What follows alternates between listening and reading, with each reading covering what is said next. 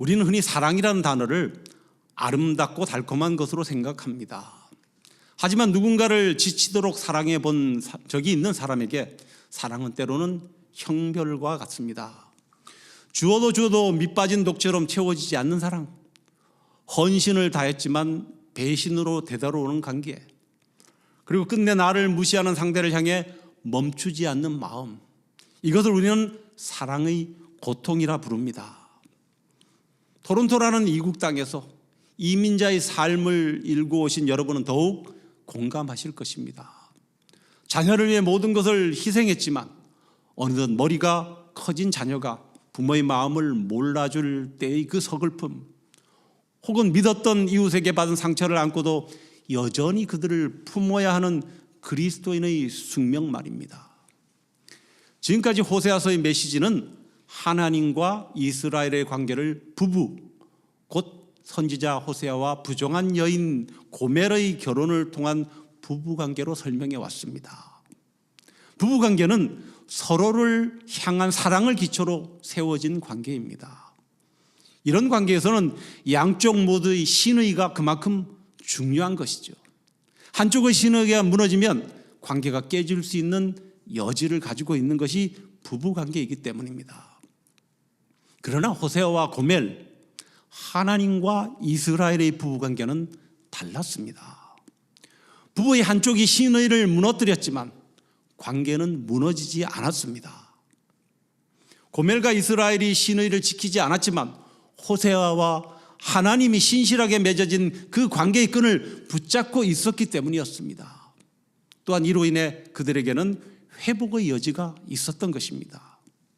그런데 사람과 사람 사이에 사랑으로 맺어지는 관계가 부부관계 말고 하나 더 있습니다. 바로 부모와 자녀의 관계입니다. 이제 11장에 접어들면서 마무리되어가는 이 호세아서는 둘의 관계를 부모와 자녀의 관계로 바꾸어 설명하고 있습니다. 부모 자녀와의 관계는 서로를 향한 사랑이라기보다 부모의 부분이 훨씬 더 큰 것이죠.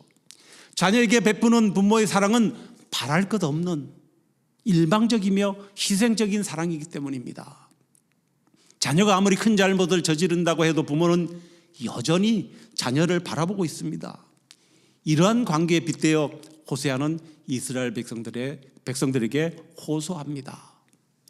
부부관계의 계약적, 상호적 사랑의 관계를 넘어 부모가 자녀를 끝까지 사랑하는 이 무조건적, 일방적 사랑의 관계로 확대하여 하나님께서 이스라엘을 사랑하고 계신다는 것을 백성들에게 말합니다.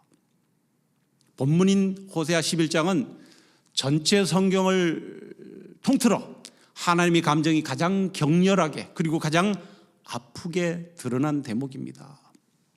오늘 설교의 제목은 포기라는 단어를 잊으신 하나님입니다. 포기라는 단어를 잊으신 하나님. 하나님이 사전에는 포기라는 단어가 없다는 것입니다. 아니, 우리를 너무나 사랑하신 나머지 그 단어를 하나님께서는 의도적으로 잊어버리셨습니다. 그 지독하고도 거룩한 사랑, 도저히 앞뒤가 맞지 않는 그 거룩한 모순의 바닷속으로 오늘 함께 들어가 보기를 원합니다. 과연 무엇이 그 전능하신 하나님을 우리 앞에서 그토록 무력한 사랑의 포로로 만들었는지 그 깊은 은혜를 확인해 보는 시간 되시기를 소망합니다. 먼저 살펴볼 것은 1절에서 4절까지 해서 출애굽의 추억입니다. 본문 1절은 이렇게 시작하죠. 호세아서 11장 1절에요. 이스라엘이 어렸을 때 내가 사랑하여 내 아들을 애굽에서 불러냈거늘. 여기서 어렸을 때에 해당하는 히브리어 명사 나르라는 이 단어는 단순히 나이가 어린 상태만을 의미하지 않습니다. 이것은 미성숙함, 도움 없이는 생존할 수 없는 의존성을 나타내는 단어입니다. 하나님께서 이스라엘을 내 아들이라고 표현하신 것은 출애굽기 4장에 처음 나옵니다. 출애굽기 4장 22절에서 23절까지 너는 바로에게 이르기를 여호와의 말씀에 이스라엘은 내 아들 내 장자라 내가 네게 이르기를 내 아들을 놓아서 나를 섬기게 하라 하여도 내가 놓기를 거절하니 내가 내 아들 내 장자를 죽이리라 하셨다 하라 하시니라. 이 말씀에서 여호와 하나님께서는 이스라엘을 내 아들 내 장자라고 하셨습니다. 하나님은 이스라엘이 강대국이었을 때나 도덕적으로 완벽했을 때 그들을 선택하신 것이 아닌 것이죠. 아무것도 할 수 없고 자아조차 형성되지 않은 노예 상태의 아이였을 때 그들을 내 아들이라고 부르며 불러내셨습니다. 우리 인생도 마찬가지입니다. 우리가 잘나서 혹은 쓸모가 있어서 부르신 것이 아닙니다. 우리가 가장 연약할 때, 하나님 없이는 한순간도 살 수 없는 영적 고아였을 때 하나님은 우리를 먼저 찾아오셨습니다. 이어지는 3절의 묘사는 참으로 눈물겹습니다. 11장 3절입니다. 그러나 내가 에브라임에게 걸음을 가르치고 내 팔로 안았음에도 내가 그들을 고치는 줄을 그들은 알지 못하였도다. 여기서 가르치고에 해당하는 히브리 동사 티르갈티는 아기가 걸음마를 배울 때 아버지가 뒤에서 손을 잡아주며 한 발 한 발 떼게 하는 그 세밀한 돌봄을 의미하는 것입니다. 여러분, 아이가 첫 걸음을 뗄 때를 기억하십니까? 부모는 아이가 넘어질까 봐 온 신경을 집중하며 아이의 손을 붙듭니다. 아이는 자기가 잘 걸어서 걷는 줄 알지만 사실은 뒤에서 잡아주는 부모의 손길 때문에 가능한 것입니다. 이스라엘 역시 광야 40년 동안 자기들의 능력으로 살아남은 줄 알았지만 실은 하나님의 그 티르갈티, 즉 그 세밀한 걸음마 훈련과 안아주심이 있었기에 가능했습니다. 바울은 로마서 5장에서 우리가 아직 죄인 되었을 때에 그리스도께서 우리를 위해 죽으셨다고 말합니다. 로마서 5장 8절이요. 우리가 아직 죄인 되었을 때 그리스도께서 우리를 위하여 죽으심으로 하나님께서 우리에 대한 자기의 사랑을 확증하셨느니라. 여기서 구약의 어린아이 이스라엘과 신약의 죄인 된 우리는 정확히 겹쳐집니다. 하나님의 사랑은 우리의 자격에 근거하지 않고 오직 그분, 즉 하나님의 사랑에 근거합니다. 하나님은 이스라엘을 짐승처럼 다루지 않으셨습니다. 4절은 내가 사람의 줄 곧 사랑의 줄로 그들을 이끌었다고 말합니다. 11장 4절입니다. 내가 사람의 줄 곧 사랑의 줄로 그들을 이끌었고 그들에게 대하여 그 목에서 멍에를 벗기는 자같이 되었으며 그들 앞에 먹을 것을 두었노라. 걸음을 가르치고 안아서 인도하여도 그 사랑을 알지 못하는 그들에게 하나님께서는 이제 아예 사랑의 줄로 묶어서 이끌었다는 것입니다. 마치 목을 조이던 멍에를 치워주어 그들을 속박에서 풀어 자유롭게 하셨고 그들 앞에 음식을 차려주어 생명을 이어가게 하셨습니다. 짐승에게는 콧불에나 거친 고피를 쓰시만 자녀에게는 보이지 않는 애정의 끈을 사용하십니다. 또한 그 턱에서 멍에를 벗기는 자같이 되셨다고 합니다. 농부가 하루 종일 밭을 간 소의 멍에를 풀어주고 맛있는 여물을 주듯이 하나님은 그 이스라엘의 고통을 제거하시고 먹이시는 분이셨습니다. 그런데 이 말씀은 마태복음 11장에 이르러 예수 그리스도를 통해 완벽하게 성취됩니다. 마태복음 11장 28절 30절 수고하고 무거운 짐진 자들아 다 내게로 오라 내가 너희를 쉬게 하리라 나는 마음이 온유하고 겸손하니 나의 명예를 매우 내게 배우라 그리하면 너희 마음이 쉼을 얻으리니 이는 내 멍에는 쉽고 내 짐은 가벼움이라 하시니라. 이것은 멍에라는 상징을 통해 하나님의 통치 방식이 억압이 아닌 사랑임을 강조하고 있습니다. 호세아서에서 하나님이 짐승의 멍에를 벗겨주시는 농부로 묘사되었다면 예수님은 스스로 그 현장에 오셔서 우리를 초대하신 분이십니다. 아울러 세상의 멍에란 우리가 스스로 짊어진 죄, 율법의 무거운 짐, 삶의 염려를 의미합니다. 그러나 예수님의 멍에, 즉 내 멍에는 쉽고 내 짐은 가벼움이라 하신 이 말씀은 주님 우리의 그 멍에를 함께 메어주신다는 뜻입니다. 호세아서가 말한 멍에를 벗기는 자의 실체가 바로 예수님이시라는 것입니다. 또한 사람의 줄 곧 사랑의 줄은 예수님의 성품으로 나타납니다. 예수님은 나는 온유하고 겸손하니라고 말씀하시며 강압적인 권위가 아니라 따스한 인격적 사랑으로 우리를 이끄십니다. 아울러 짐승을 제어하는 거친 고삐가 아니라 예수님과 함께 걷는 것 자체가 우리에게 쉼이 되는 사랑의 줄이 됩니다. 그리고 호세아서에서 하나님이 짐승 앞에 먹을 것을 두어 생명을 보존케 하셨다면 예수님은 우리 영혼의 근본적인 허기를 채우시는 분이십니다. 마태복음 11장에서 주님은 수고하고 무거운 짐진 자들에게 단순히 짐을 덜어주는 것을 넘어서 쉼, 즉 안식을 주겠다고 약속하신 것입니다. 이 안식은 호세아가 묘사한 그 풍성한 여물이 영적으로 완성된 것을 의미합니다. 오늘을 살아가는 우리는 어떻게 해야 하겠습니까? 신앙의 근육을 의지하지 말고 하나님의 팔을 의지해야 합니다. 많은 그리스도인이 자신의 열심과 성취를 믿습니다. 하지만 위기가 오면 우리의 걸음만은 무너지고 맙니다. 기억하시기 바랍니다. 우리가 걷는 것이 아니라 하나님이 우리 팔을 붙들고 계신 것입니다. 오늘 본문 3절처럼 여러분의 삶을 붙들고 계신 하나님의 세밀한 손길을 신뢰하시기 바랍니다. 두 번째로 살펴볼 것은 5절부터 7절까지 해서 부를수록 멀어지는 마음입니다. 하지만 인간의 죄성은 기묘합니다. 2절을 보십시오.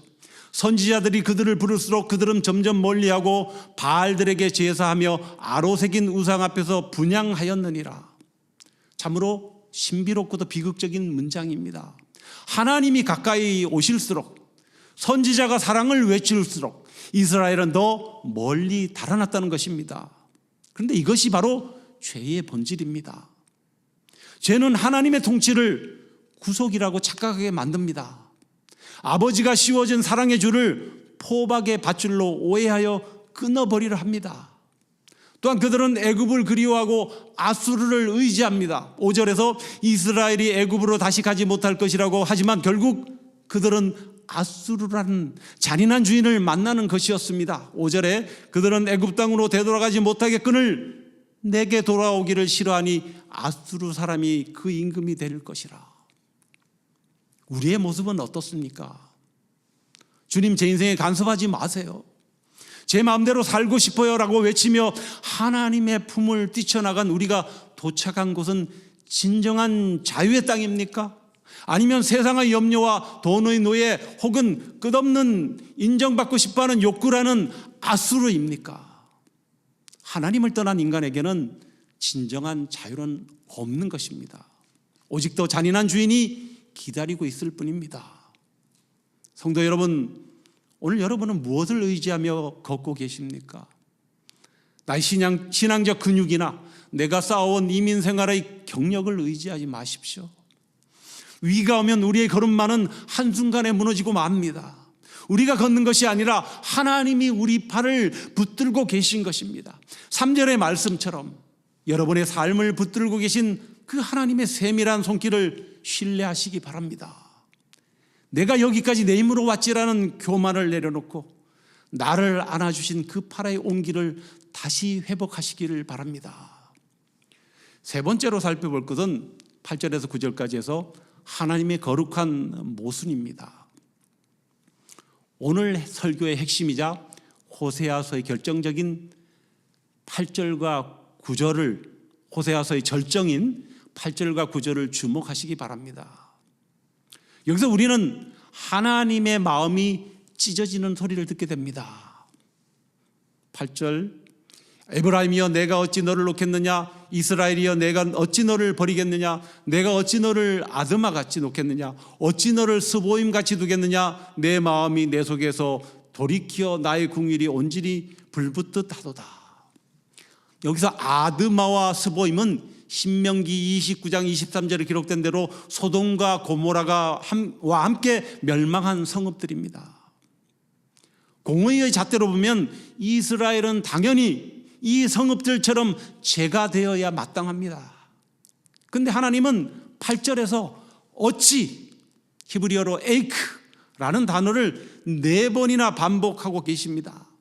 에브라임이여 내가 어찌 너를 놓겠느냐, 이스라엘이여 내가 어찌 너를 버리겠느냐, 내가 어찌 너를 아드마같이 놓겠느냐, 어찌 너를 스보임같이 두겠느냐. 이것은 하나님의 질문이 아니라 하나님의 비명입니다. 내가 어떻게 그럴 수 있겠느냐, 내가 아파서 도저히 그렇게 하지 못하겠다라는 하나님 마음의 표현입니다. 다음으로 8절 중반부를 보십시오. 내 마음이 내 속에서 돌이키어 나의 궁일이 온전히 불붙듯 하도다.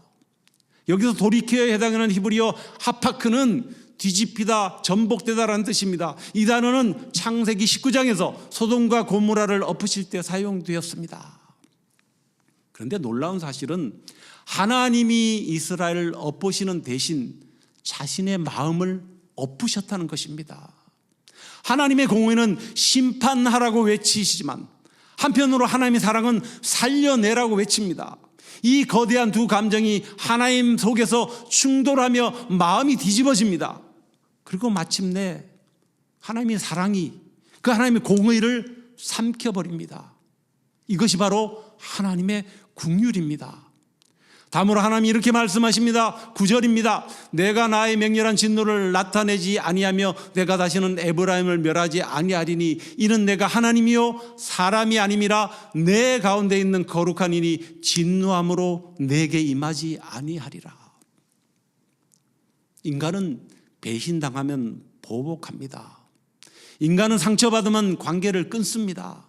하지만 하나님은 사람이 아니시기에 보복의 논리를 초월하십니다. 인간의 상식을 뛰어넘는 이 거룩한 비논리가 우리가 오늘 이 자리에 살아있는 유일한 이유인 것입니다. 성도 여러분, 만약 하나님이 우리와 같았다면 우리는 벌써 수백 번은 버려졌을 것입니다. 우리는 아주 작은 손익에도 민감하지만 하나님은 우리를 구원하기 위해 계산하지 않으셨습니다. 대신 자신의 마음을 하파크, 즉 뒤집으셨고 마침내 독생자 예수 그리스도를 십자가에 내어 던지심으로 그 거룩한 모순을 완성하신 것입니다. 십자가는 하나님의 공의와 사랑이 충돌하여서 사랑이 승리한 최고의 사건인 것입니다. 네 번째로 살펴볼 것은 10절에서 12절까지 해서 하나님의 회복의 부르짖음입니다. 심판의 예고 후에 10절은 갑자기 분위기가 바뀝니다. 그들은 사자처럼 소리를 내시는 여호와를 따를 것이라 여호와께서 소리를 내시면 자손들이 서쪽에서부터 떨며 오되. 10절입니다.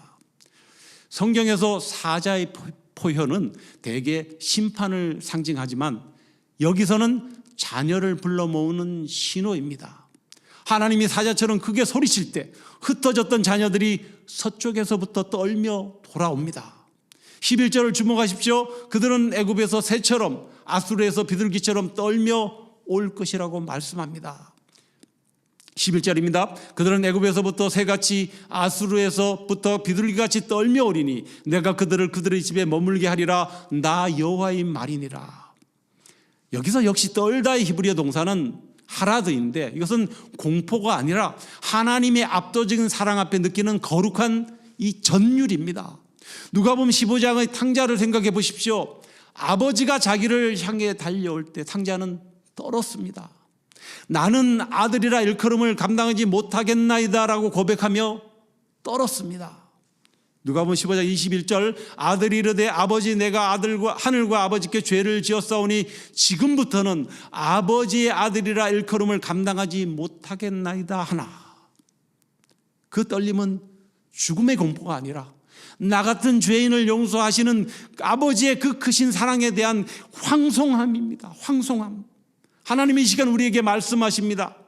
12절의 에브라임처럼 우린 여전히 거짓되고 신실하지 못할 때가 많지만 11절의 약속처럼 내가 그들의 집에 머물게 하리라는 말씀을 주셨습니다. 이것은 우리의 어떠함이 아니라 하나님의 불붙는 긍휼이 우리를 끝내 본향으로 인도할 것임을 말씀하는 것입니다. 말씀을 맺습니다. 오래전 미국에서 있었던 실화를 소개합니다. 한 청년이 집을 나가 방탕하게 살다가 결국 감옥에 가게 되었습니다. 아마 들으신 내용일 수도 있습니다. 출소날이라고자 그는 아버지께 편지를 썼습니다. 아버지, 제가 이제 집으로 돌아가고 싶습니다. 만약 아버지가 저를 용서하신다면 마을 어귀에 있는 커다란 나무에 노란 손수건 한 장을 걸어주세요. 만약 손수건이 보이지 않으면 저는 정령 기차를 타고 멀리 떠나겠습니다. 청년은 기차를 타고 마을에 가까워질수록 고개를 들지 못했습니다. 아버지께 거절당할까 봐 두려웠기 때문입니다. 마침내 마을 어귀 그 나무가 나타났을 때 청년은 비명을 질렀습니다. 그 나무에는 노란 손수건 한 장이 걸려 있는 것이 아니라 나무 전체가 수백 장의 노란 손수건으로 뒤덮여 있었기 때문입니다. 아버지는 혹시라도 아들이 한 장뿐인 손수건을 못 보고 지나칠까 봐 자기가 얼마나 아들을 기다리고 있는지를 보여주기 위해 나무 전체를 손수건으로 도배했던 것입니다. 성도 여러분, 오늘 함께 살펴본 호세아서 11장이 바로 그 수많은 노란 손수건입니다. 하나님 우리에게 말씀하십니다. 너를 위해 내 마음을 다 헐어서라도 너를 살리겠다. 나는 포기라는 단어를 잊어버렸다. 유명한 신학자 칼 바르트가 노년에 강연을 마쳤을 때 한 학생이 물었습니다. 박사님, 수만 페이지 신학책을 쓰셨는데 그 내용을 한 문장으로 요약해 주실 수 있나요? 라는 질문에 백발의 노 신학자는 잠시 침묵하더니 어린 시절 부르던 찬송가를 불렀던 이유도 여기에 있습니다. Jesus loves me, this I know, for the Bible tells me so. 예수 사랑하심은 거룩하신 말일세. 그렇습니다.